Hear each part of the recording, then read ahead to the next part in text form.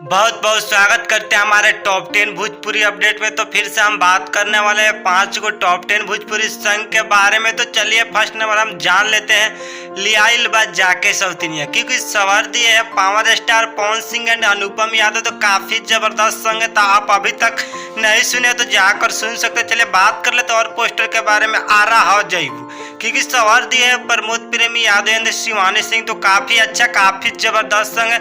अगर बात किया जाए तो ऑडियो वीडियो दोनों साथ में रिलीज हो चुका है, तो आप अभी तक नहीं सुने तो जाकर सुन सकते हैं। चलिए बात कर लेते हैं और पोस्टर के बारे में। कमर ध के सुतेला, क्योंकि सवार दिए नील कमल सिंह और काफी अच्छा काफी जबरदस्त सॉन्ग है। अगर बात किया जाए तो ऑडियो वीडियो दोनों साथ में रिलीज हो चुका है। तो चलिए बात कर लेते हैं और पोस्टर के बारे में।